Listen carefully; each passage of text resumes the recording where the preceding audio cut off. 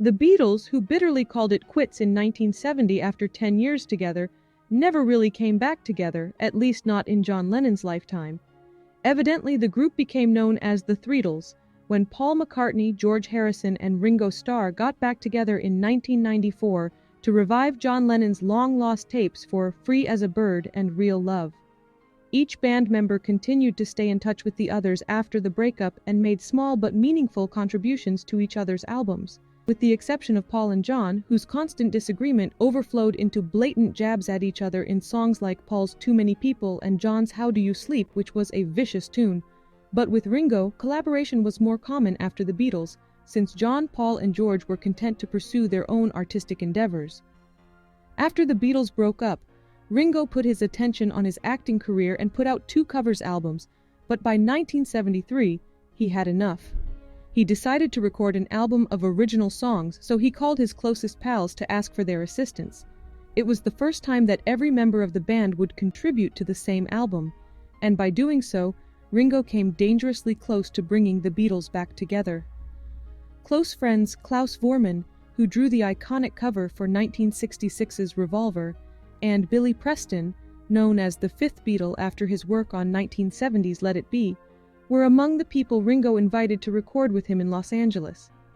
In addition, he was able to get together an incredible group of legendary musicians to support him, including Steve Cropper of Booker T and the MGs, Harry Nilsson, Martha Reeves, singer Mark Bolan, and 4 members of the band.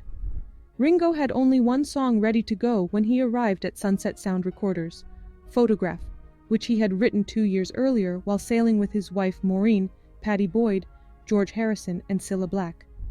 In 1972, Ringo asked George to record and produce the song.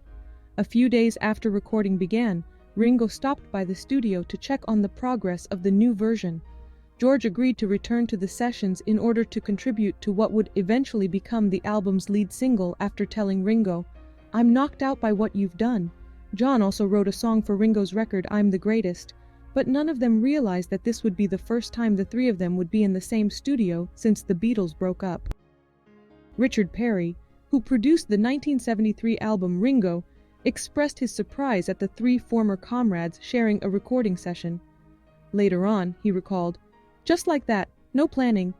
The 3 ex-Beatles recorded one of John's songs.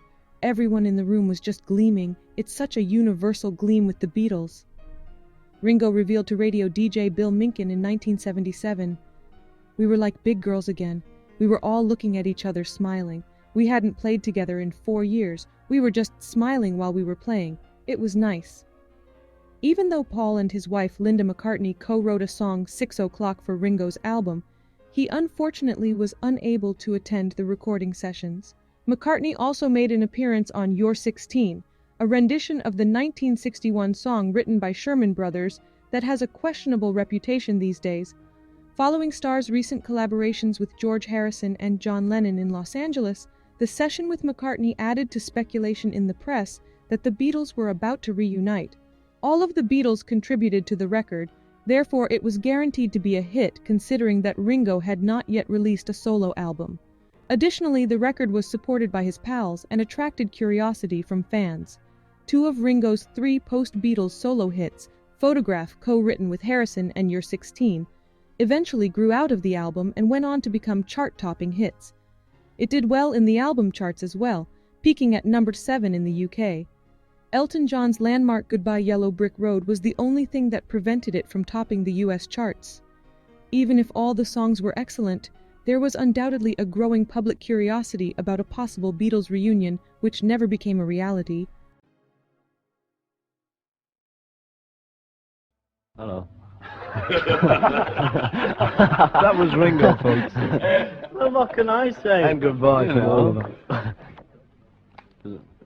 Well, this is Ringo. Everyone seems to have said everything here, so I'll just sign off by saying cheerio and best of luck from the Beatles.